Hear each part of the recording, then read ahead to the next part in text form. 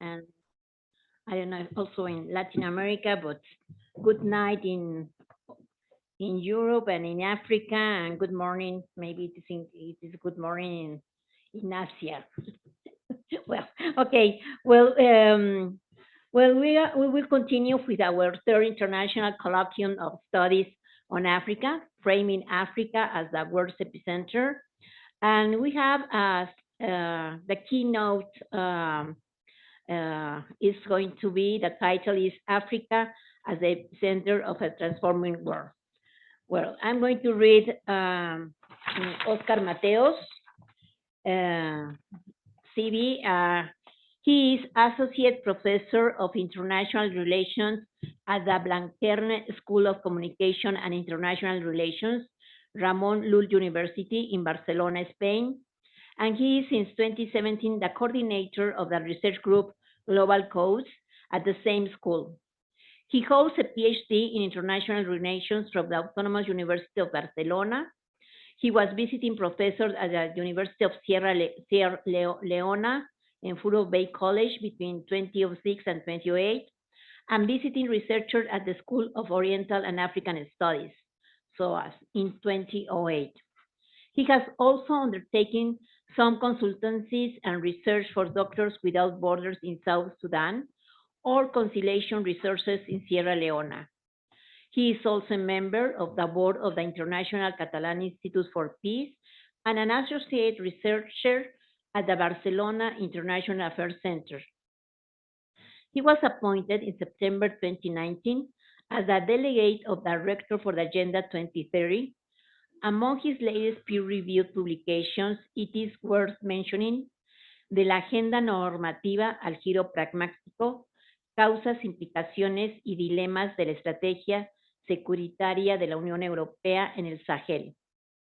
It is published by Uniski Journal. And then he has also a paper, Whose Peace? Grappling with Local Ownership in Sierra Leone, in Peace and Conflict Studies 2022 with Andreu Solá. He also has another research, China in Africa, Assessing the Consequence for the Continent's Agenda for Economic Regionalism. It is published in Politics and Governments 2022 with Arthur Colom, or another one, Understanding Niger Delta's Violence from a World Ecology Perspective, Revista de Estudios de Seguridad Internacional. Thank you, Oscar, for accepting this invitation of the PUEA. And then who will comment is José Luis Gázquez. He holds a PhD in International Relations and African Studies from the Autonomous University of Madrid and a bachelor and master degree in Political and Social Studies from the Sciences Po Institute of Political Studies, Paris. He has done research and field work at the Institut Fondamental d'Afrique Noire of the Cheikh Anta Diop University in Dakar, as well as the Gaston Berger University in St. Louis, Senegal. Member of the working group of the University Program of Asian and African Studies, coordinator of the Diploma in African Studies, Memory and Contemporary Dynamics 2018-2019, 2019-2020, and 2020-2021. He is member of the African Studies Group at the Autonomous University of Madrid, and his research topics are Sufi Islam, African transnational networks and migrations, process of the state and identity formation and construction in sub-Saharan Africa and Senegal.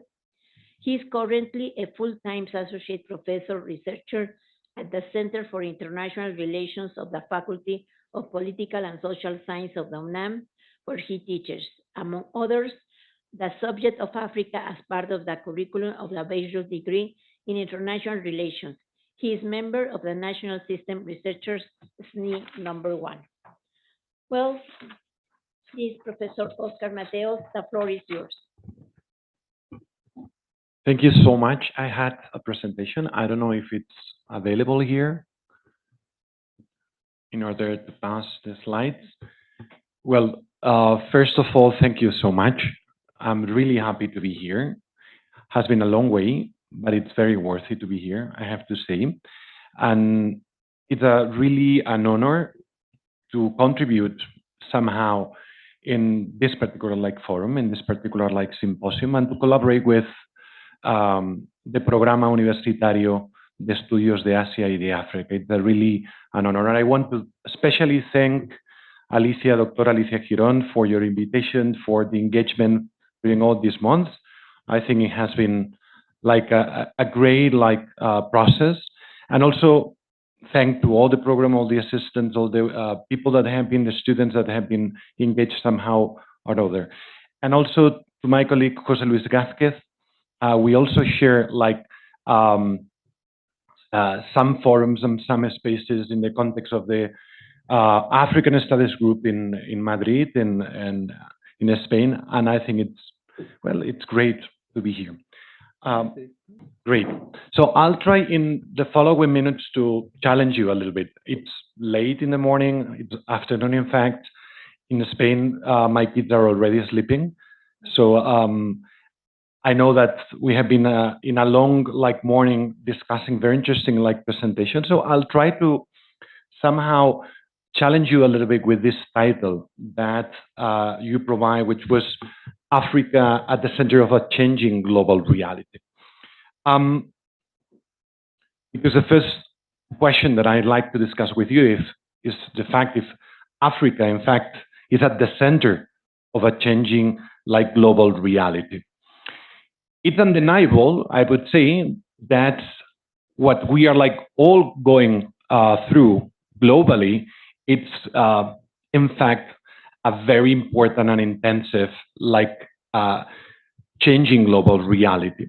I think that we need to understand today, this morning, we have been talking about the pandemic, but we need to understand the pandemic as just one more episode in a context in which many authors have been discussing the extent and the scope of the structural transformations that are taking place in the last 2 decades in the context of globalization. And here we have different concepts that very prominent authors have been using, the idea of a paradigmatic transition, a kind of transition between 2 paradigms.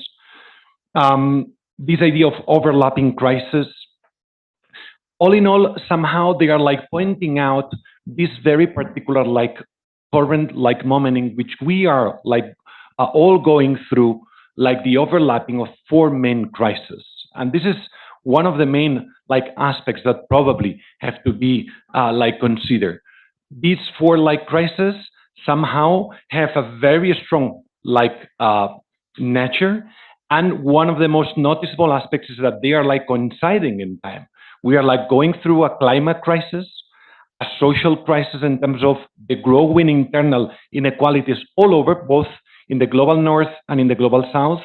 Of course, we are going through a very prominent democratic crisis, as many authors have been also challenging, and of course, the crisis of a liberal order. This means that we are also in the middle of a global transition of power in which the Eastern Asian countries are also somehow shaping global dynamics. All in all, what all these crises are showing us, and the pandemic intensifying in this regard, was the interdependent nature of our global reality, which is something that we need to take into consideration. And here, I think it's important to go, for instance, to this painting in Buenos Aires that says something which I think somehow is key also when we look at the Africa reality.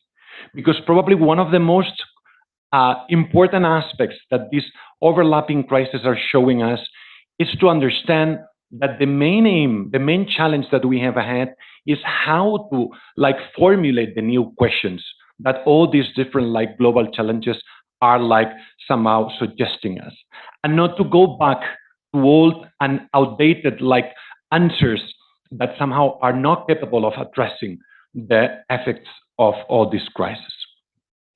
So in this particular global context, which is undeniable changing, we have, I think it's important, and there is a very strong debate about the role of Africa in this particular context. Many questions have been arising in this regard. Is Africa changing as a result of all these global transformations? So somehow they are like receiving the effects of all these global transformations? Or on the contrary, what role does Africa play in each of these like changes, which is like the main capacity of like agency and shaping most of these like transformations? And the most important aspect, what novelties, what discontinuities, what continuities does this changing global context imply for the African continent? I'd like to discuss with you in the following minutes three main ideas that I think can be worthy to understand some aspects in this regard. The first idea wants to challenge a little bit, like probably some of the parts of this, the title of this like forum, of this third colloquium. Because I think the first idea that we need to challenge and discuss is about the peripheral character or the central character that Africa as a territory has played historically in the last like centuries. In this regard, I think that we need to challenge the peripheral like idea that Africa is supposedly to have in international relations in the last like century. Because one of the things that I will try to show and discuss with you, of course, this is an open discussion, is that in fact Africa has always have a central like character in a global capitalism. It's key to understand processes that have taken place in the last at least 3 centuries in the context of global capitalisms. And to understand this, I will suggest you to look at 3 main notions, 3 main ideas that I think are relevant: the idea of processes, the idea of discourses, and the idea of agency.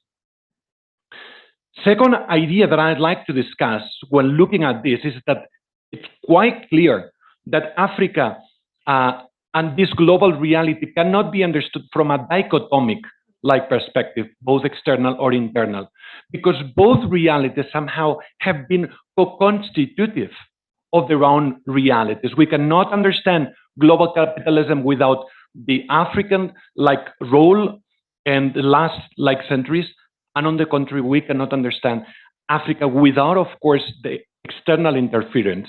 And this idea is by Rita Abrahamsen, which I think is very suggestive.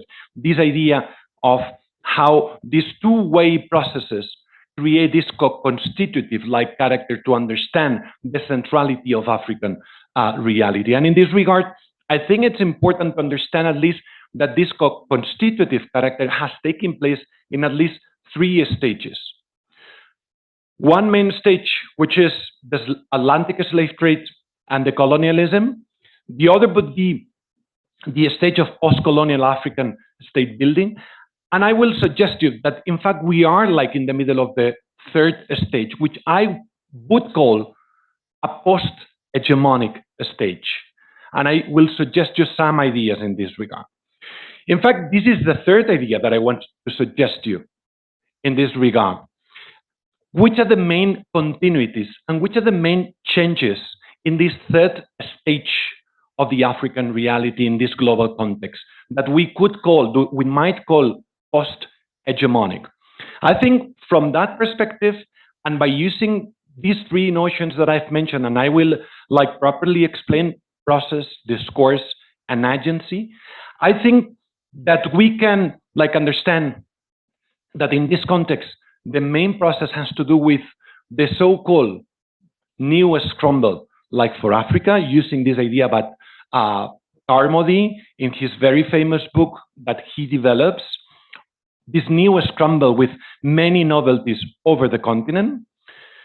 Second idea, which I think is a proper and a very prominent novelty, which is in terms of discourse, we find a new discursive pragmatic consensus that understands increasingly Africa as a security problem.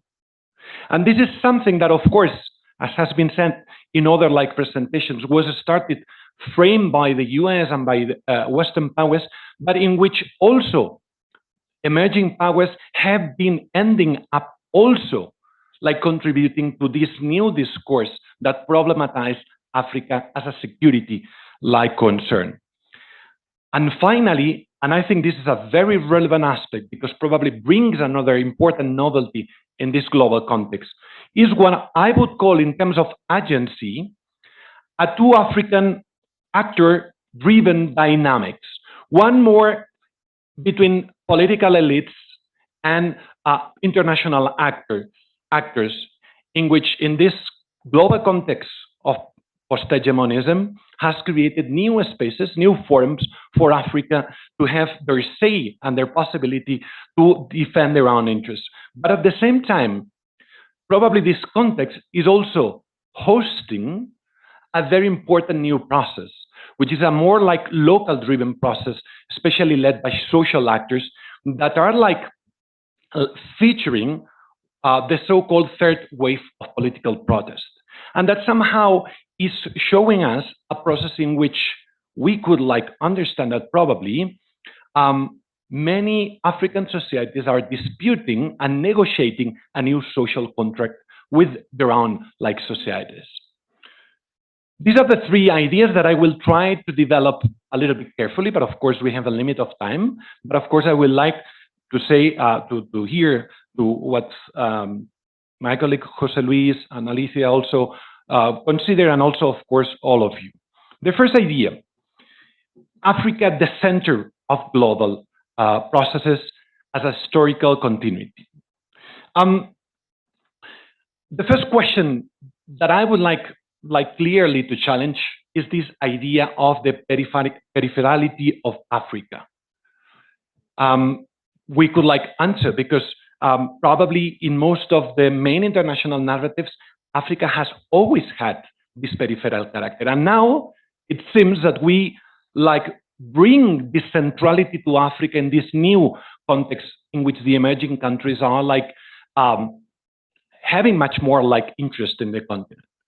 But I think that based on elements that have played like a kind of subtle but a very powerful like historical role in shaping imaginaries of Africa, we have to understand that the discourse elements has been the first like important pillar in this international like narrative to create this sense of peripherality of the African continent.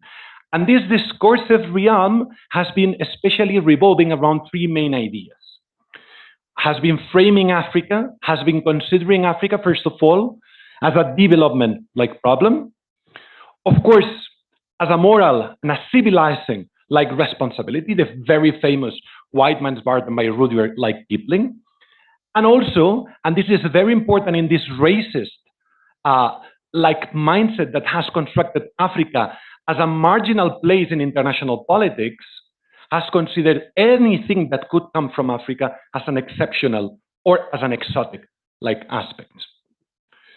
I think in this regards, it's important to go back to understand how we have, how this international discourse, especially led by many international stakeholders, have produced like this particular like knowledge, which has become very powerful in shaping the imaginaries of public audiences.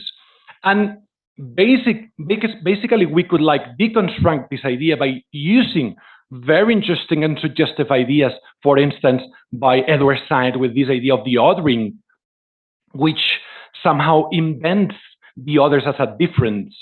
Or, of course, a much more like closer, like TED Talk, very famous one by this Nigerian novelist, Chimamanda Adichie, that warns us about the danger of a single story, and that consider one very powerful and important aspect when we understand this knowledge production like tendency, which is who has had the power of telling and constructing the story of Africa.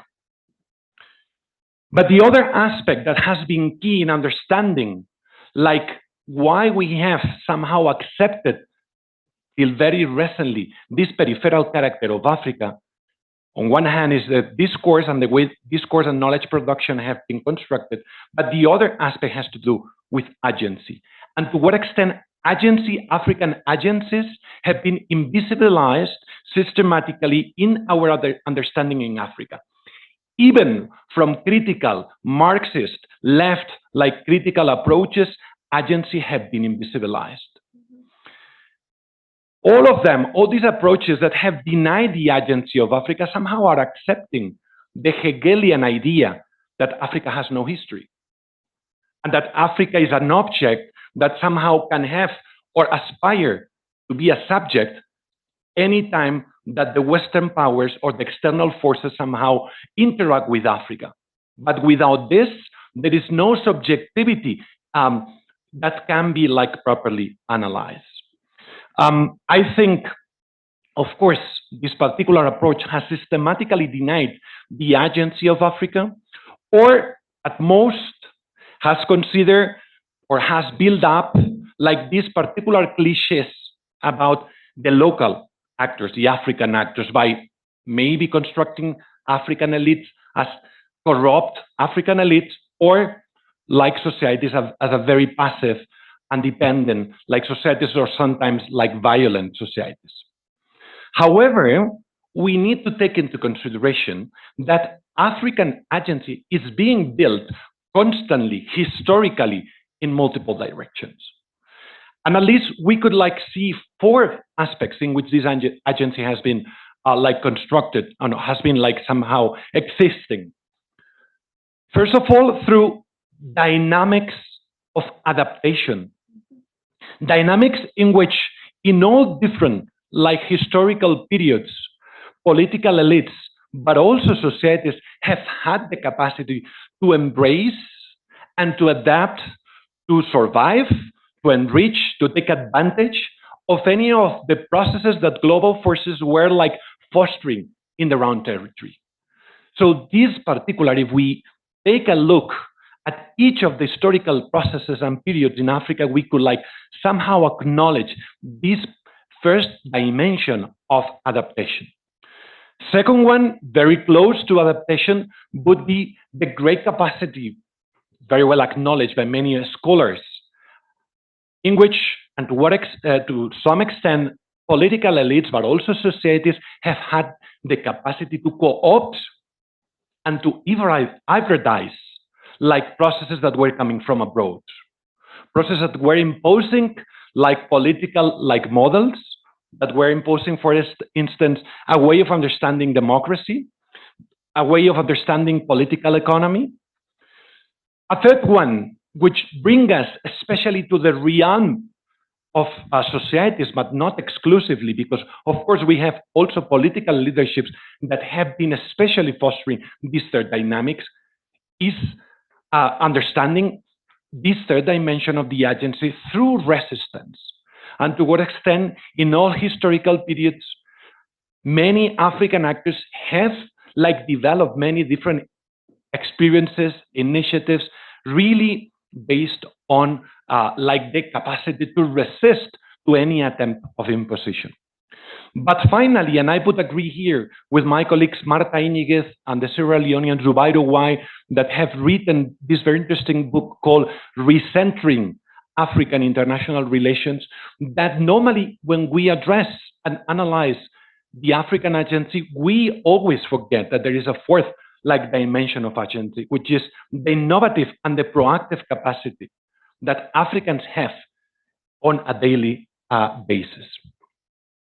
So by acknowledging these dynamics, and I put this picture, which I think is especially relevant, it's in Senegal, the Yanamar movement, to me, one of the most interesting social movements that have taken place in the last decade in Africa.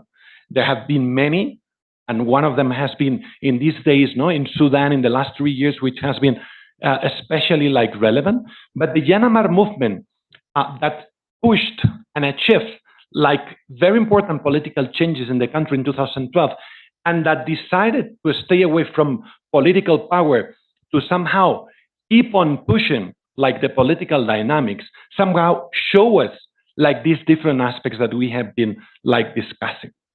I think by visibilizing, by acknowledging these different dimensions of the African agency, somehow we are restoring and acknowledging the political subject character that, of course, African societies have, but also help us to undermine this constant idea that exceptionalized Africa as something different to the rest of the international relations or to the rest of the world. Somehow help us to normalize what it should be something within human condition, which is our capacity to resist, to self-organize, to react, or to adapt. Therefore, I think these two main elements, discourse and agencies, have had a very subtle, somehow, but very powerful character that has reinforced this systematic perception of African reality as something peripheral, as something marginal, as something anecdotic in international relations, by assuring or ensuring this subaltern position. And I think this is challenged clearly by the different political and historical processes in which Africa, as we will see in the second part, has been absolutely central. I think, and here I put this book, which I find especially interesting, Recentering African International Relations by Marta Iñiguez and Zubair Uguay, help us also to reflect on this particular issue. This idea of recentering Africa somehow, and this is also a suggestion for discussion, could help us to visualize a kind of triangle that, by showing these different elements, help us to understand this systematic co-constitutive character that the interaction between the global and Africa have had. So in this triangle, we could see that there are processes that are very visible, processes in which Africa has been historically a contested territory, but that this particular peripheral character in which Africa is just an object is especially run and supported by two invisible elements that we have just commented, that are discourses that create and produce this knowledge in which Africa is constructed from outside as a problematic, as a civilizing burden, as an exceptional territory, but also is supported in the need of invisibilizing agency by denying the capacity of African societies in this regard. Let's move to the second aspect, which is all these different elements that we have discussed, the power that both discourses and agency have in explaining things, and somehow this co-constitutive character have different stages. I think it's important to understand that each of these three stages have different characteristics, have continuities and have some discontinuities. These three stages, it's true, I'm going to define them from external processes. I'm defining the history of Africa from the interference of external powers. And probably this is already a biased and a problematic approach. I admit that. But if we understand it from this co-constitutive nature, we could understand that this is not just a one-way process, but a two-way process. The first stage, I think, in which we can visualize the process, the discourses, and the agency is, of course, the process of the slave trade and colonialism. In this particular process, in this particular stage, probably the process is the one that we understand and historically we acknowledge, in which extraction of slave labor and key raw materials in the context of the proto-capitalism and the development of global capitalism and the Industrial Revolution from the 18th century on was absolutely key for the development of all these processes.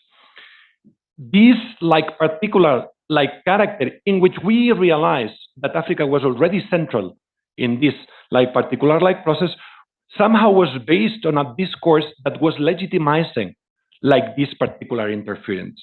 How? Basically based on a moral and a civilizing responsibility of the Western world towards Africa. And we all know this particular issue.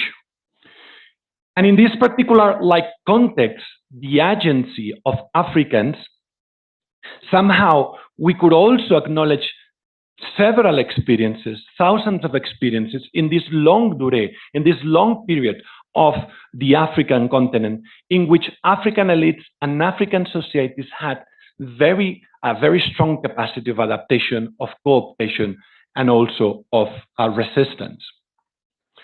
A second stage in this particular process, I think, is a stage that we could somehow feature from the 1960s towards the early beginning of the 2000s, which is the post-colonial state building stage. This process somehow, in this stage, the process is quite evident as well. Again, Africa is a very prominent territory for geopolitical disputes in the context of Cold War dynamics, but also is a very important territory for the development of the Washington Consensus from the 70s. Of course, here the discourse is basically based on the idea of Africa as a problematic continent in terms of underdevelopment. And again here, agency could be also acknowledged, although it's invisibilized, by acknowledging several experiences of adaptation or resistance to, for instance, the effects of the structural adjustment programs. And let's move to the third stage, which is, to me, what we could consider a post-hegemonic Africa. And I will explain carefully afterwards what I mean by post-hegemonic Africa. And that somehow entails the last 2 decades, the last 20 years. This particular stage, the process is somehow featured by the effervescence of the emerging world's economic and political agenda. Of course, the arrival of China, which probably has had a very powerful capacity of shaping many internal dynamics, but also the increasing presence of other global forces.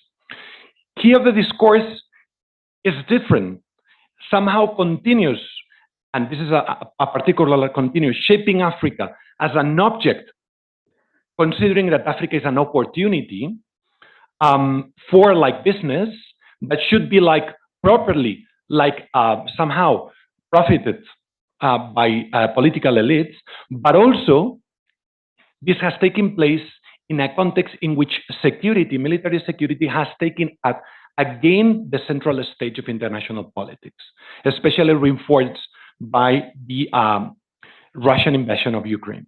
And here, of course, the agency will lead us to see different alliances between African political forces and global forces, but also some very interesting socio-political conflictive dynamics that I will explain. In these 3 stages, what I think we could consider or acknowledge is that the processes of global capitalism somehow have clearly structured the African continent politically, socially, and economically. But at the same time, the continent has become a very key territory for the expansion of these different global processes and forces. But what we cannot deny, and this is this other way of understanding this agency capacity that African actors have, is to what extent African political and social actors have been capable of modifying, of adapting, or resisting from and through many different experiences and ways, but also creating new spaces for social redistribution in a context of scarcity, of neoliberal effects, so on and so forth. Therefore, this second point somehow, to me, reinforces this idea that I've been suggesting from the very beginning, which is the continent's centrality in international relations as a continuity, and not as an exceptional period of African history in this particular context. I think Reed Abrahamsen put it in a very suggestive way. He says we need to study Africa as both a place in the world and as a place of the world, taking account of the uniqueness of place and its simultaneous globality. Abrahamsen is one of the authors that has been discussing particularly this idea of the co-constitutive character of the globality and Africa. And finally, let me suggest you some ideas also for the debate, which is trying to understand if this third stage of this co-constitutive like dynamic between the global and the African has is bringing us some sort of novelty, or it's just merely reproducing some dynamics.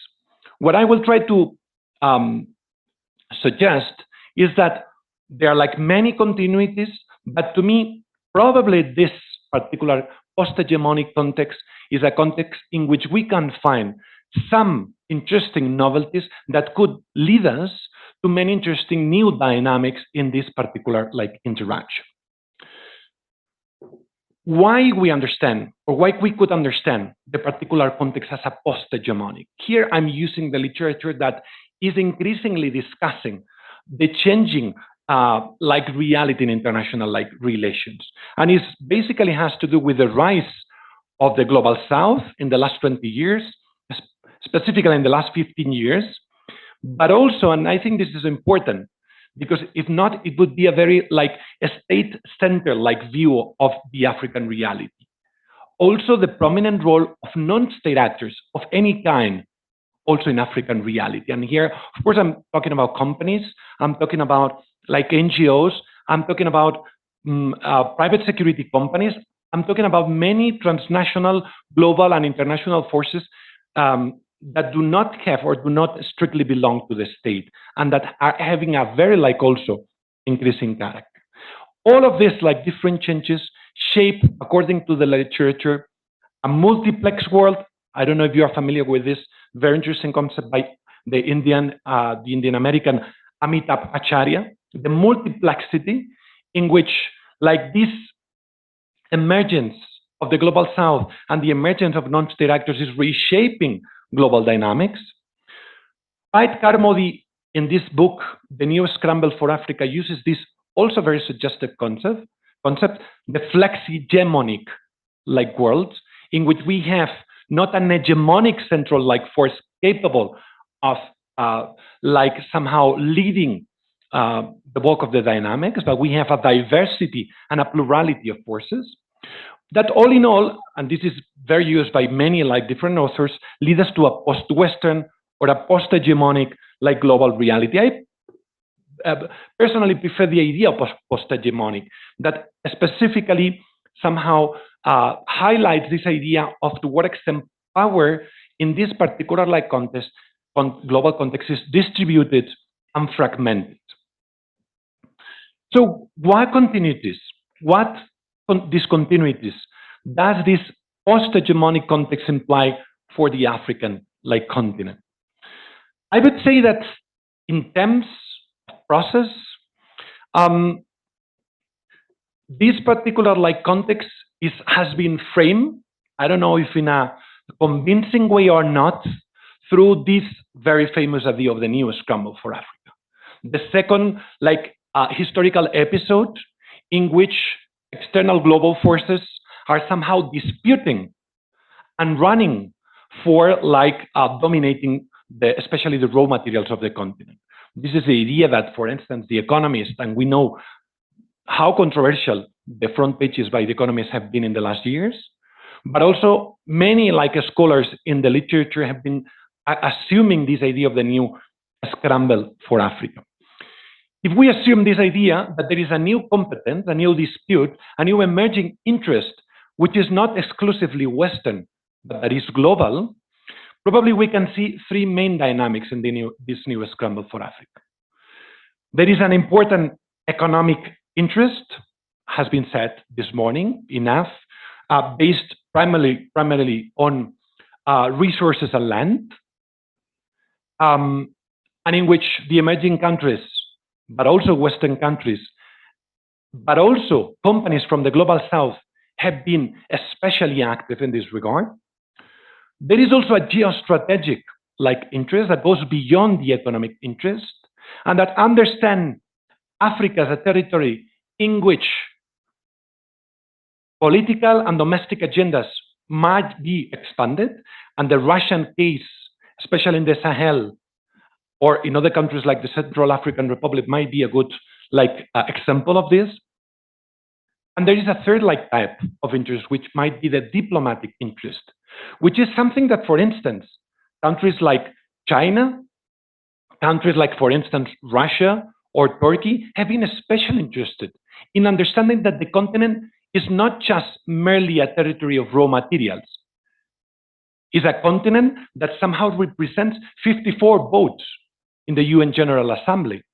Or that, for instance, China has been specifically using in the Human Rights Council in Geneva by forcing African countries to align to their interests when there are some votations that affect Chinese domestic interests.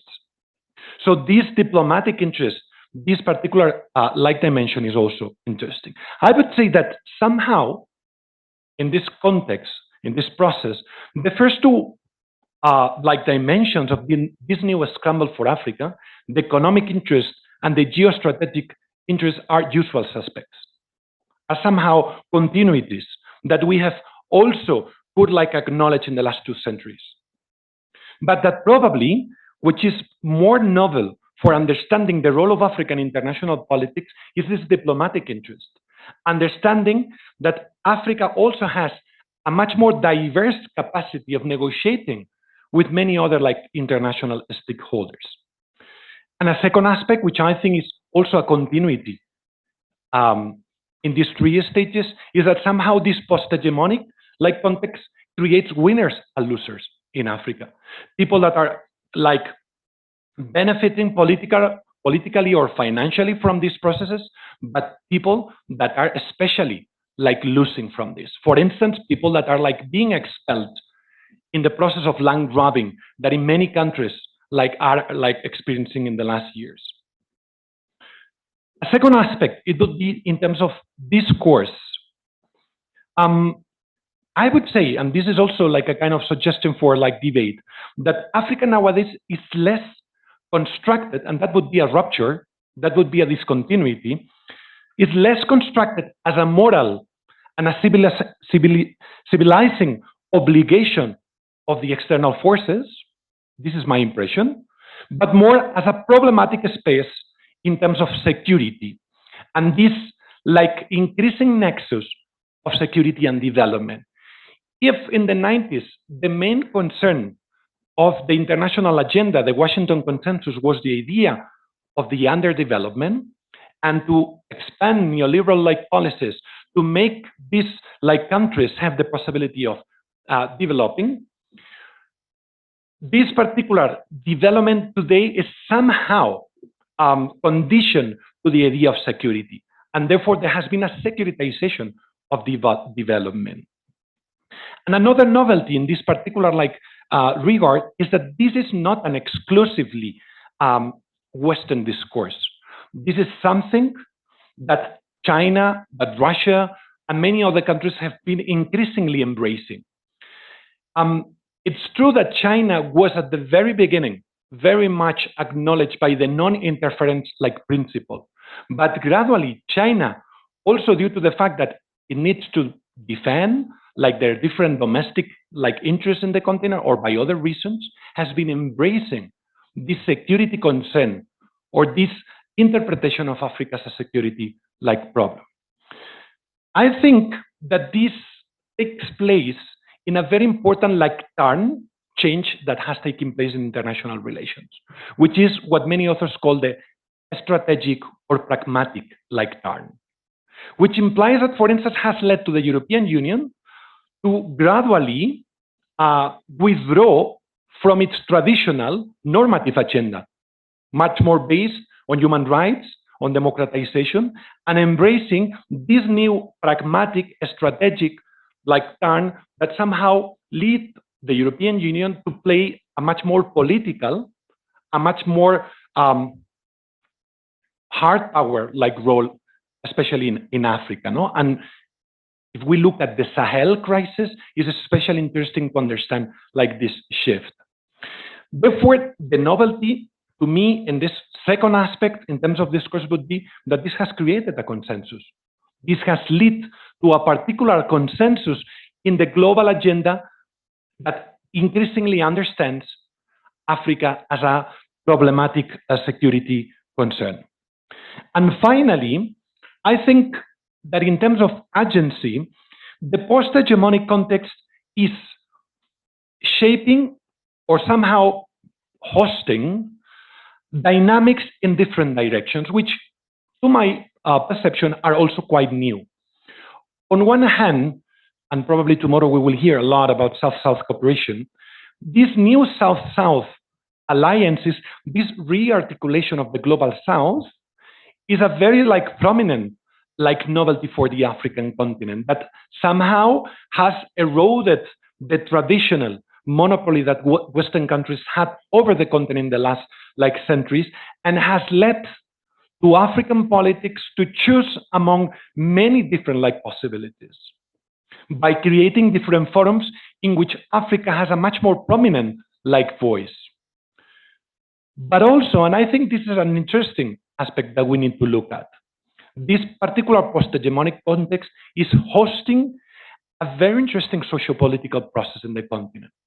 What Lisa Mueller, Adam Branch, and Mampili have been calling the third wave of political protest in Africa, which is very genuine in the sense that all these different political protests, all these African springs that have taken place since 2011 are especially led by a particular profile of young, urban, literate, very connected people that are providing a new type, or are disputing their political elites the need of a new type of social contract. This is something that we could discuss afterwards in this regard.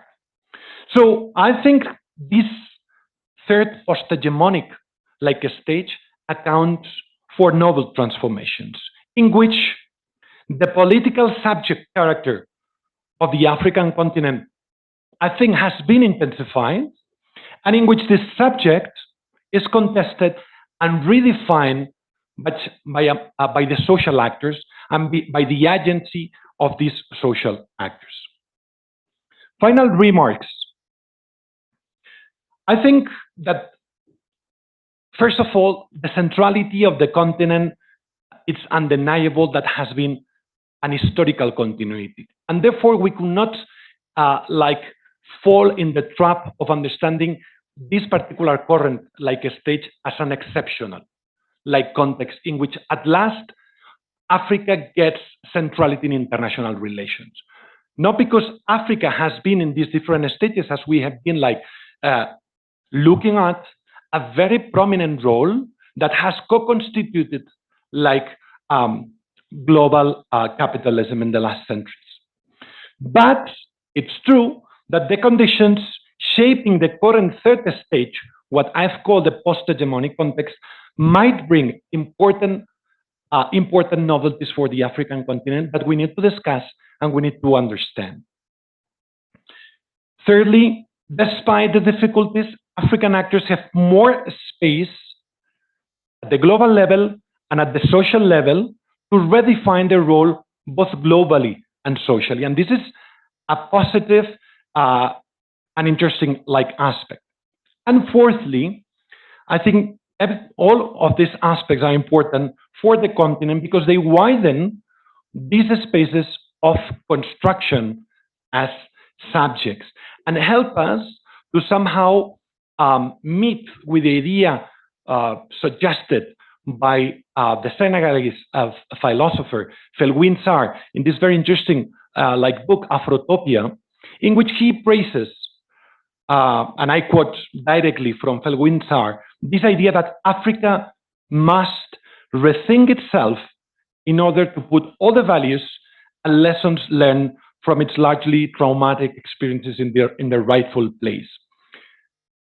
Felwine Sarr says, Africa must prepare itself to rebuild its future from a new look at itself and not from the dioptries that history has incorporated into its own self-perception.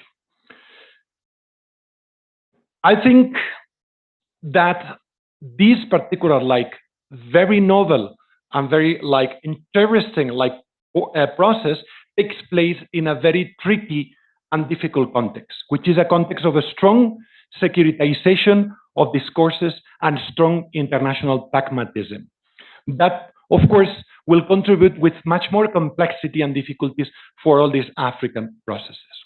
I think that from the academia, from our perspective, our main challenge somehow should be making visible or unpacking or deconstructing the nature of all these discourses that construct Africa, and somehow making Africa or making visible the agency of African actors. I think these two aspects will lead us to a more adequate understanding of Africa's complex reality. Thank you so much for your attention.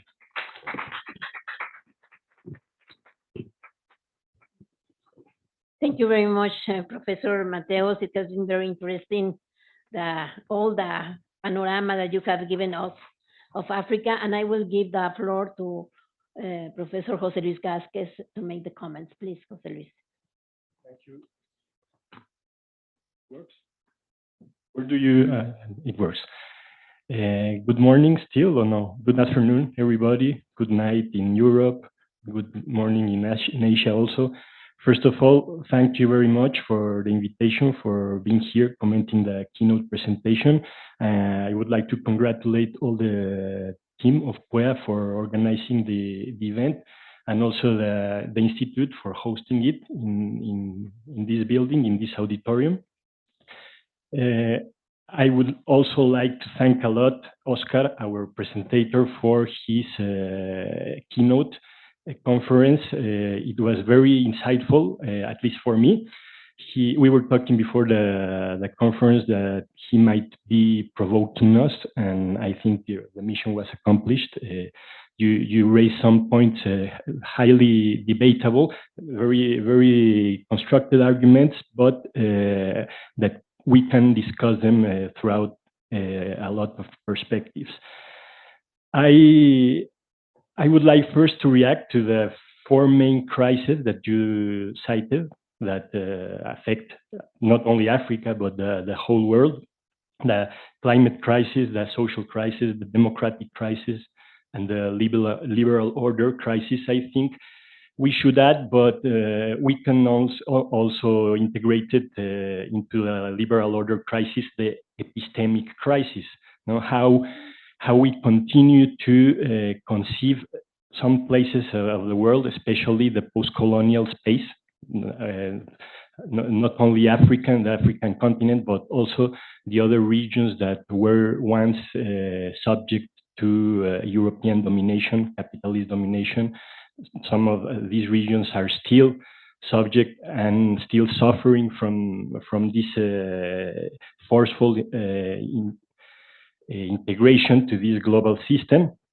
So I think the main, I would end my comments with this, but before, I think that the main crisis is a epistemic one, and the one that we are most able to tackle as scholars. I also loved a lot your methodology, like presenting the processes, the discourses, and the agencies in all these stages that you have analyzed. That I have to say, because I come from an international relation background, that they are very telling, these stages that you analyze, because they are very absent from the study of conventional international relations. The whole slave trade period is treated, as well as the colonial period, is treated in the mainstream IR as epiphenomena, or historical processes that are not worth studying in depth, unlike the relationships between great powers that has been always the mainstream of this discipline. And this, with your presentation, we have seen that Africa has always been center of this historical period of humanity. The capitalist system was born out of this slave trade, and it doesn't have the place it must have in the syllabus and all the programs of international relations. And I think that this representation of Africa and the Africans is still very present in all circles, in academic circles, but it's more present even in more in texts of more diffusion, like the New York Times or the Economist, no, or even presidential discourses. No, we can recall it was not long ago. It was, I think, in 2011 when Nicolas Sarkozy gave a discourse at Dakar, the capital of Senegal, where he was in 2011 he was still affirming that the Hegelian stereotype of African history was valid, that the African being has not still entered the modern history. So we can see that there's still a big continuity, I think, in representations in all circles. You talk about, you cited a work. I would like to know if you can explain a little bit more about the main ideas. The book called Recentering Africa. I understand the need to make more visible these African epistemologies and visions and representations.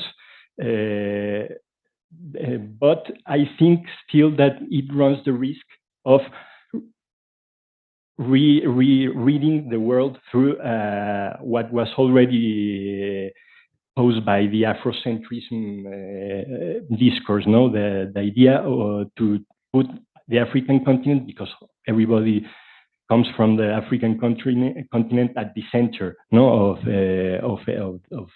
thought, of systems of thought, theory making, theory construction. I think it's problematic to recenter Africa. I would be more inclined to adopting methodological positions such as decentering Europe, no, provincializing Europe. I don't know if I spell it correctly. The idea of Dipesh Chakrabarty, for example, no, provincialize Europe, not making the African continent central, or as one of several centers, not the only one, a very important one, but not the only one. Another question that I would like to make to Óscar is if you are, I know that you come a lot of time during your presentation to this concept, but if you can explain it a little bit more in what sense you consider it a post-hegemonic scenario. You mentioned maybe that it was where did I hegemonic, post-development, post-capitalist, post-Western, because I think that the only hegemony that has been exerted in Africa is the capitalist one, and with a relative, we have this idea of being subject African societies of the capitalist system, but still the capitalist system, there are studies that show that it has not penetrated that much African societies. And this is very telling, no? The informal sector of the economies in Africa, the sector that it's not studied by formal economics, because it's out of the dynamics that are considered. The formal capitalism is estimated to be a lot more than the formal transactions, the formal economic activity.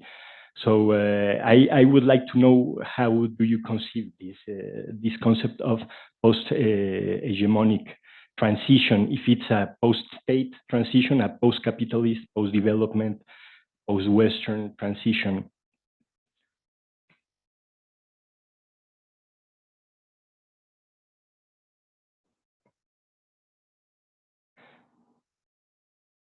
And I think also going back to this idea that you were presenting us, that Africa maybe nowadays is less constructed as a moral or a civilization problem for the Western civilization.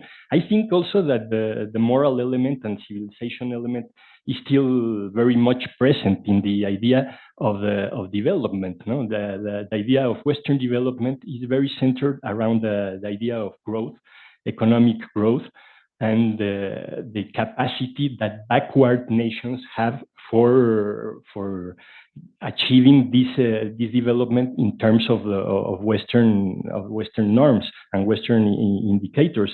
I think what must be left out maybe from this conception is the question of, I agree, there's a very clear link between security and development, but I think that the idea of development in Africa is still very much marked by these ideas of backward societies trying to get the same standard of living as Western nations. So I would like also to, if you can tell us why you consider it is not a moral obligation, for example, in the current scenario, no, this visualization of African societies as dangerous because of their underdevelopment. And well, you mentioned also at the end of your presentation the concept of South-South cooperation. I will not go much in depth into that because it's part of my presentation of tomorrow. But I think that a lot of relationships that are being conceived as South-South relationships, they are not at all. Like, for example, the relationship with China. No? China is bringing to African countries infrastructure development and other kind of benefits. No, but still the aim of China is their own development. It's not the benefit for African societies.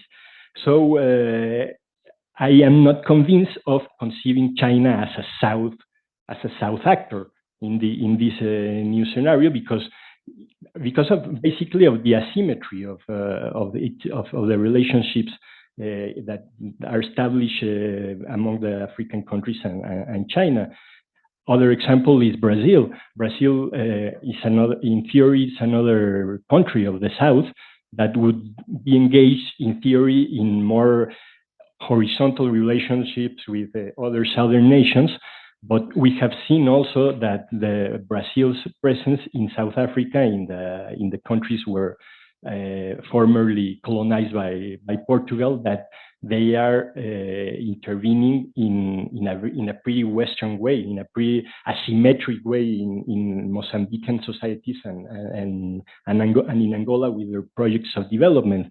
So I think South-South cooperation and even the countries that are considered to be of the South, this whole conceptual and theoretical apparatus has to be problematized in order to keep this concept of global South, all its subversive, disruptive potential to other notions, conventional notions of social theory, and especially in IR theory. No? I think I'm convinced that it should be the place to start to change this image of Africa as a peripheral zone of the planet. Has to start with the way we study international relationships and place not only Africa, but Africa as a most important player of the global South at the center of the international dynamics. And through this re-envisioning of the place of Africa, also analyze in more depth what these previous stages have mean, no, for the possibilities of development of nowadays of African societies. I think that if these development hurdles in a very Western way are not they are not addressed and are not considered important, we are not going to be able to see an Africa more able to take its own decisions. No, I think that the first step then is to move this marginalization of Africa in the academic circles to the center of the analysis as one of several centers of the world, not the only one, a very important one, but not the only one. No, and I don't know. I will stop there, and maybe if there is more time, we can take another question or another comment. Thank you. I think you can make your comments, but I don't know if somebody would like to make a question, or if not, okay, go ahead. The floor is yours.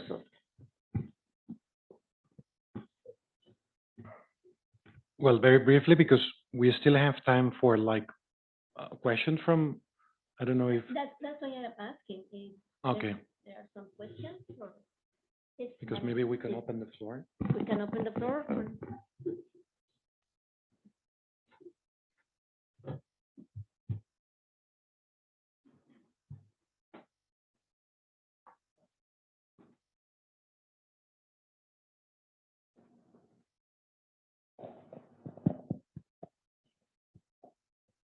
Good afternoon again, and thank you for the keynote speech as well as the comments. It's a very interesting discussion. I was thrilled since the beginning by the change of era, because I was reminding like 20 years ago, we were discussing whether in Latin America it was a change of era or an era of changes. And it seems that we keep discussing this. And my question is, which is a new era?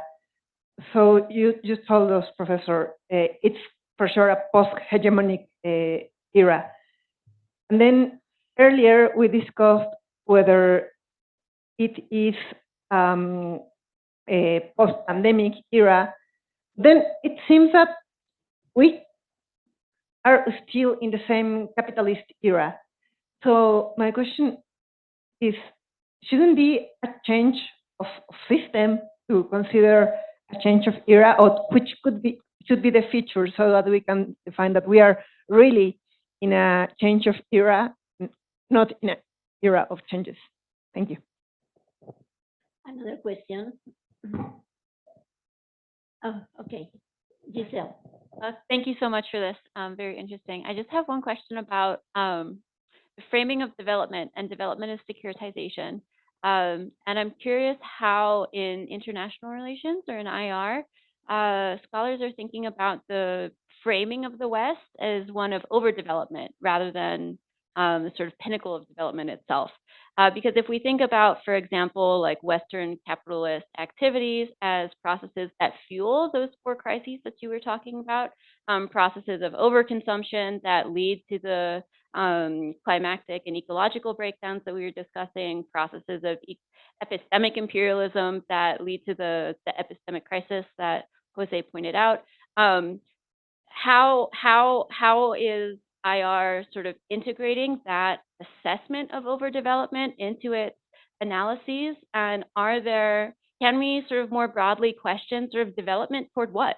What is the sort of ideal of life or human society that's sort of implicated in these discourses and these practices?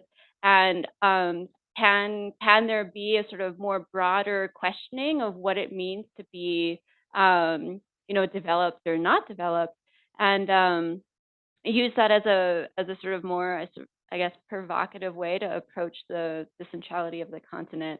I don't know if I would want a world where everyone lives and consumes the same way that we in the U.S. do, for example. And I also wanted to ask about your framing of South-South cooperation as a sort of facet of this more kind of contemporary era, especially vis-a-vis the extremely important sort of transnational links for independence movements, throughout the African continent that were also mobilized for Caribbean independence, Middle Eastern independence.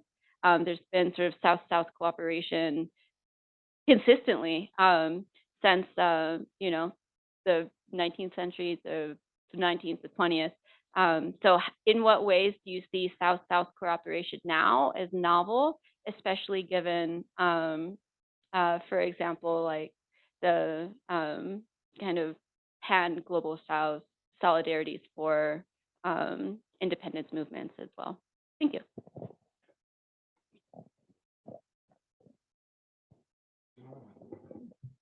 Oh, yeah, okay, okay.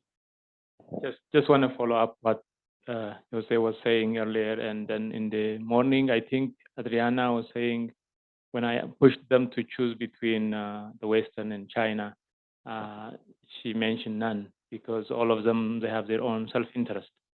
So instead of in terms of redefining where Africa should be, we should focus on how can they do it? What's their process? Instead of all the Western countries, they have their own interest. You can call it Russia, Brazil, or any. The question for African countries is how to build or how to push their own narrative and express their own interest. So far, they could not because the ball is not in their court, because they have to go to Western countries to beg for money and for everything. So right now, how to make sure that is how to stand by themselves. For example, crisis, Ukraine crisis, African countries are looking for, okay, there is no wheat coming from Ukraine, so they have to go to around the world to get wheat. And then Western countries push their agenda when they give you the wheat. So it's how to create a self-homegrown narrative from African countries is a challenge. They can be central or periphery. That's not an issue. The issue is how to stand by themselves. What should they do? Can they say, okay, Western countries back away, China back away? I think it is hard at this point to say, you guys go away, I can do by myself. So we have to find a way where they can stand by themselves. I think that's my question. Thank you. Okay, okay, so I'm going to make a question. No, while you were talking and you put in your paper the slave, can we say that Africa, the slave has been the base of the contemporary capitalism? Can we say that? In understanding a slave, not only the social reproduction of the working force, but also all the commodities that they export. Can we say that from that this part, the game or Africa plays a very important part of the contemporary capitalism until today? Well, I was just, I don't know, but okay. Well, thank you so much for these very interesting comments, because I think this is food for thought, in the sense that my idea was coming here with ideas to share with you, because I'm not 100% sure about many of these ideas. So it's great to share like these ideas that we acknowledge all that are like taking place in a changing like context, no? And that we are like trying to interpret and understand the meanings of some of these like processes. I will try. There are like many. I don't know if we have time or how. I think you have 10 more minutes. Yes, I will try in these 10 minutes to tackle like these 7 or 8 questions that together with Jose Luis and the rest of you suggested. First of all, you mentioned an epistemic crisis.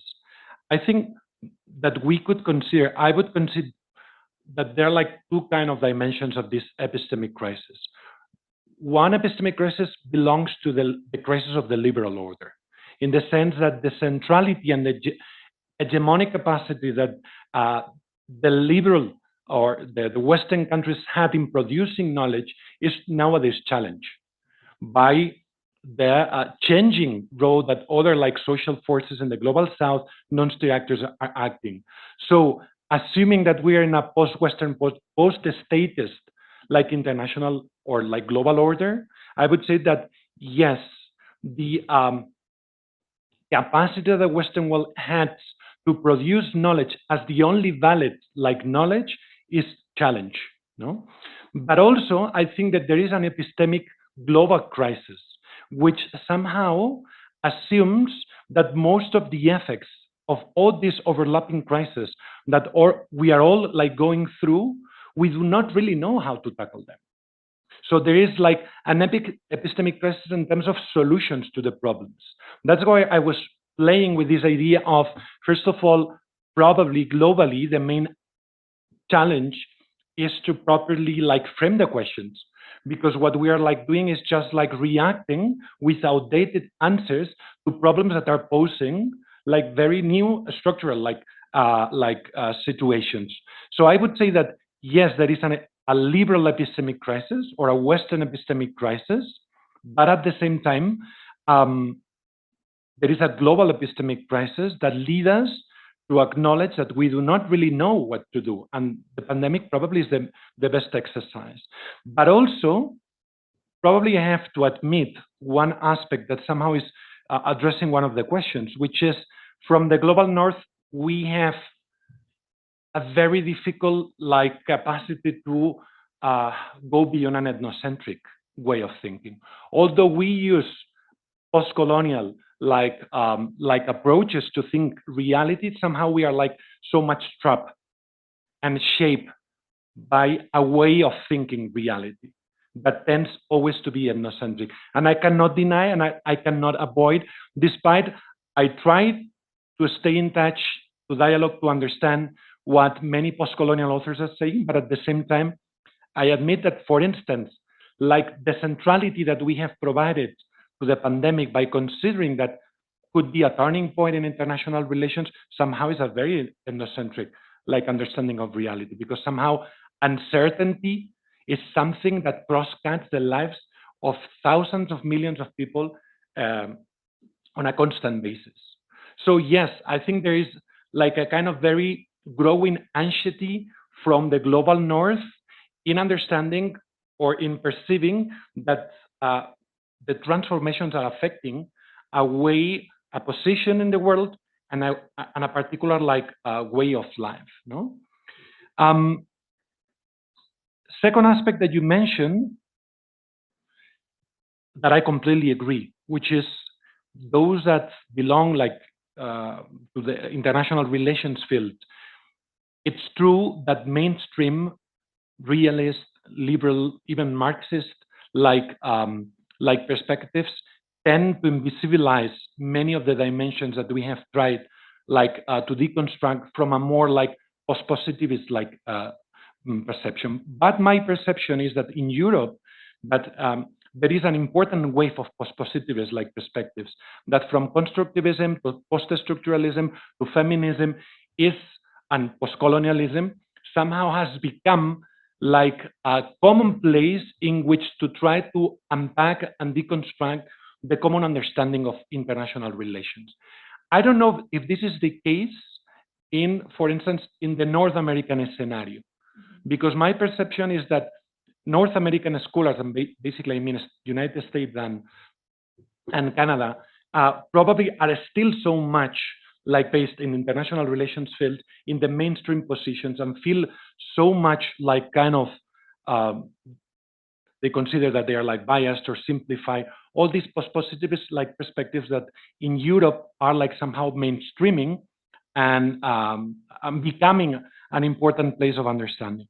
The idea, the third aspect of recentering African international relations, I understand what you say, about we do not need Africa to be central in order to understand everything from this Afrocentric perspective. What I think these authors, Rita Bara-Hansen and many others, have trying to somehow support is this idea that in the second point I tried to develop, which is the co-constitutive character. And I think here I didn't have time to develop it, but from the political economy, she develops one interesting idea, which is the idea of global assemblages, and how global assemblages, from an historical perspective, are global forces that do not belong to one or another particular latitude, and somehow are plural, decentralized, and fragmented. And these are the ones that somehow interact in a complex way and in a historical process have co-constituted the global capitalism in which Africa has a prominent role, not a peripheral or a marginal role.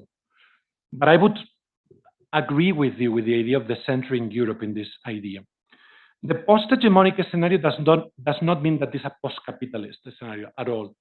Post-hegemonic is basically using this idea that Acharya and many other authors in what today is called the global IR, global international relations, are trying to defend what I said. The emergence of the global south, along with the prominent relevance of non-state actors, are somehow, yes, shaping a much more post-statist world in which national states are not the only ones that are shaping global reality.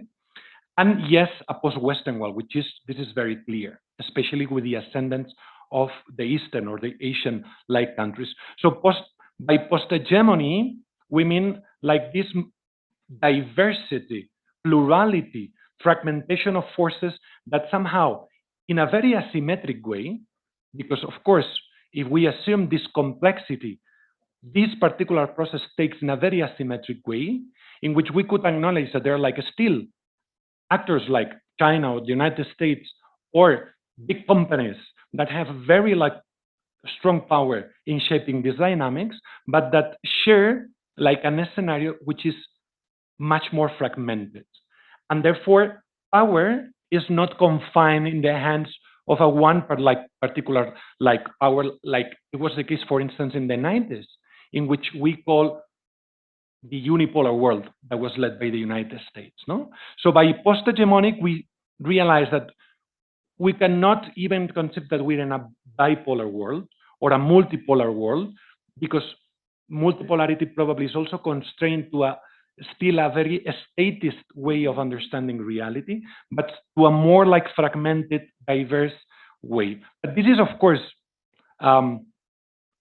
yes, an idea that many scholars are suggesting, and that I think somehow is defining reality now in this regard, and that it makes sense.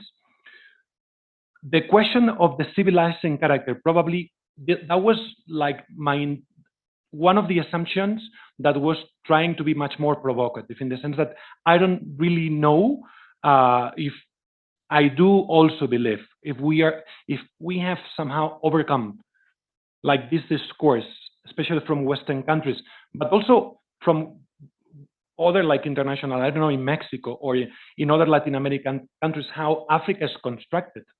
If it is still constructed as a burden, as a kind of moral responsibility in which poverty cross-cuts any particular reality in Africa. But my impression is that from a more geopolitical perspective, this civilizing character has been overcome by a more pragmatic discourse. A pragmatic discourse that is not normative anymore, or that it can be still a little bit normative, rhetorically, talking about human rights, democracy, and so on, but that is increasingly practical in a global context, which is very competitive for all the different actors. So by assuming all these actors that Africa is a territory of interest for all of them, but that at the same time is a very competitive territory in which there are many agendas intertwining at the same time, this civilizing character of the discourse is not necessary anymore. It's much more pragmatic. And that's why I was putting the example of the European Union, because especially in the global gateway framework, which is the framework that somehow shapes the foreign policy of the European Union since 2016, is very clear that there is a kind of attempt to embrace this much more pragmatic or strategic turn.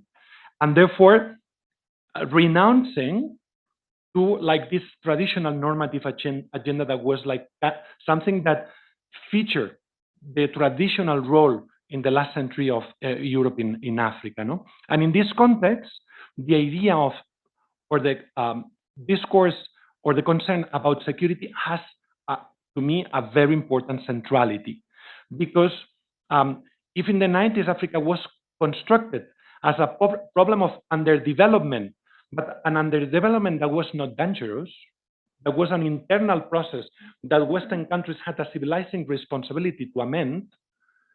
From 2001, from 9/11, there is a growing and increasing process in which underdevelopment has become a problem of security, because it's conceived that underdevelopment leads, for instance, to jihadism, to terrorism, to migration, to things, to problems that can be concerning, not just for the Western world, but increasingly, that's why I said, this is an increasing consensus, especially if we look at China.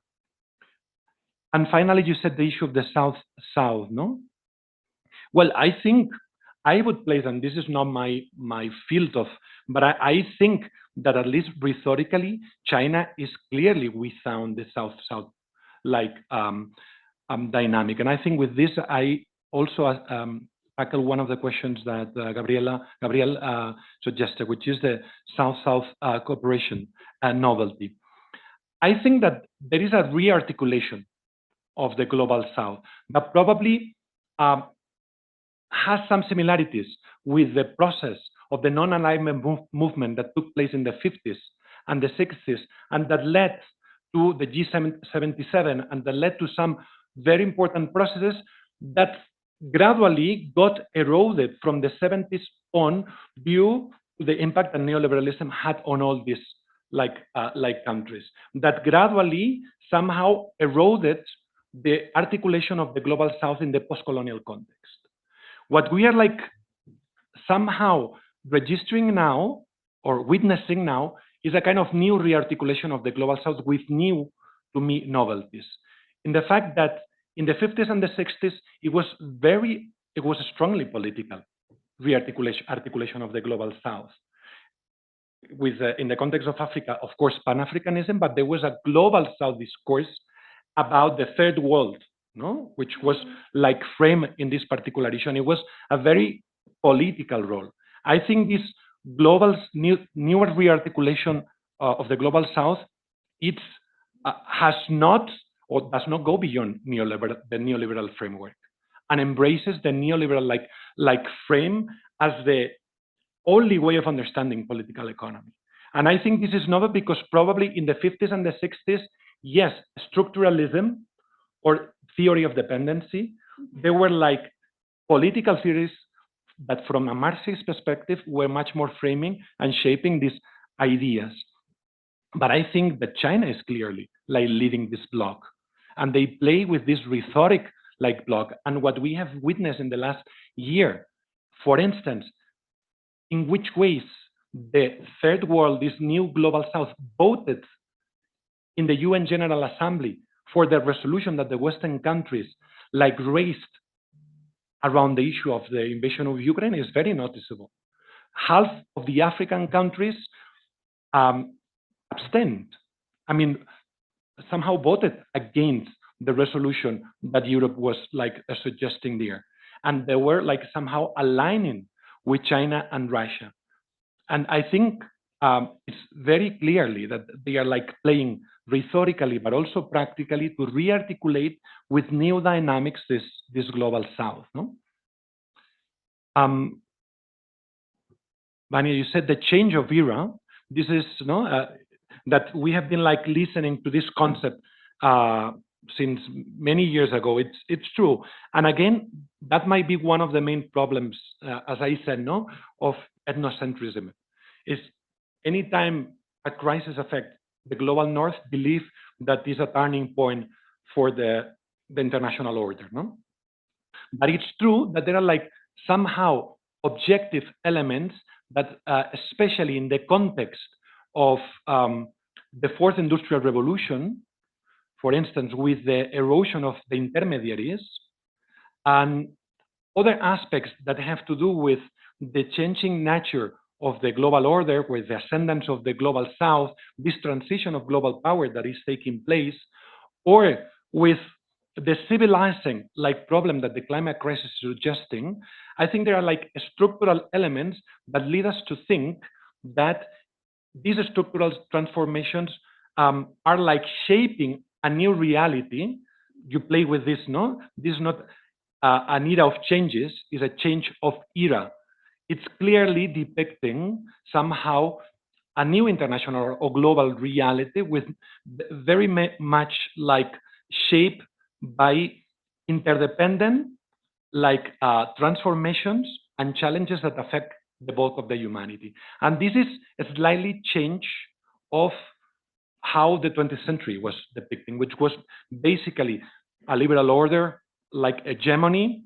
It was basically a state-led like century. And I think gradually the 21st century, all these different symptoms and crises that we are witnessing are like symptoms of this change of era. That probably I like this. I know that today it's problematic to talk about well, the concept of paradigmatic transition, which is a transition of paradigms, which plays with this Gramscian idea. The old world is not dying yet, and the new one is not born again. Well, somehow this, to me, is much more, probably fits much more this idea of paradigmatic transition, understanding that we are like going through a transition, that a change of era, Gabriel also suggested the idea of overdevelopment, and I think I got your point, and I completely agree with you in the sense that, of course, there is a problem of overdevelopment. I mean, 80% of the natural resources are consumed by 15% of the population, and this is something that has been praised by the ecologic social movement since the 70s. That there is like a model of consumption that cannot be universalized because it's based on a capitalist model of production and consumption that somehow, has a lot of limitations, as we are all seeing. And what we have witnessed in the last 15 years is that many millions of peoples in the Asian countries have somehow incorporated to this model of life. And the problem is not that. The problem is the conception of the idea of development we have. If development has to do with economic growth, with this type of consumption and production, of course, there is a problem of that in which Africa is not central at all, has not a responsibility in this model of consumption, but like suffering the effects of this. I don't know if you were like going to this way or not. This is what I got from your idea. And somehow how Africans can push their own narrative. I think, somehow there is an attempt, right, to recover a sort of new Pan-Africanism in the context, in the last 20 years, in the reconfiguration of the African Union. Although what we have witnessed is that this is very difficult, because the African continent is a new context, that the 54 different political agendas have their own path, that of course we can see some alliances and some alignments within the African Union, but that the idea of Pan-Africanism, although rhetorically can work out and sometimes is used by some of these leaderships, it's very difficult. So to get a known narrative, an African own narrative, I think it's very difficult, because one of the problematic aspects of this is that sometimes is used by leaders that are very autocrats in the way of doing. So Africa is undeniable that has a very strong problem in terms of leaderships and in terms of political governance. I think that this own narrative might be also achieving more easier or quicker the social realm. For instance, to what extent the connection that all these political movements have had, social movements have had in the last 10 years is a very interesting. For instance, this actor called Africtivist, which is these cyber activists that are somehow putting together all the different political protest and movement, Yanamar, Valais Citoyen, Lucha, in different countries, and trying to shape a context to foster like the possibility of this for these like different like protests to be successful, no? So I would differentiate between society and elites, no, in this regard. And I think, Alicia, I don't know if I got your, no, the slave trade, but somehow, yeah, if I understood well, no, could you repeat, please, because I think I didn't. Because I'm working right now the concept of social reproduction. Yes. So when you put the image of the slave, Yeah. African slaves, I think that slave has been part of the construction of the industrial revolution and of the capitalism. Yeah. So it is not all Africa. When you said it is the center, and it is Africa is not only the center right now.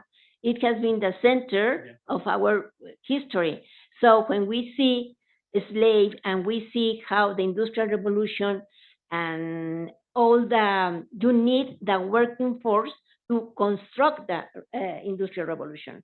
So we can say that the African has always been part of these global social reproductions since we have the working force with slaves and also the minerals and all the extractive situation that we have in Africa, and that it is very necessary for today and maybe for the future of the economic of the future, not only in the Agenda 2030, but maybe in this century. So, Completely agree. so I was just thinking. Yeah. Okay. Yeah, completely agree. Well, Oscar and Jose Luis, thank you very much. It has been very grateful to be here.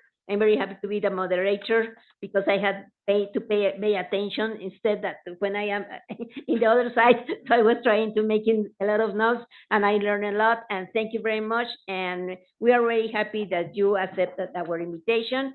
And well, now you are a friend of the PUEA, and it is not only the seminar where that you are invited, we are going to invite you, that you are going to be in our directory of friends. Thank you very much. Okay, gracias, José Luis. Thank you.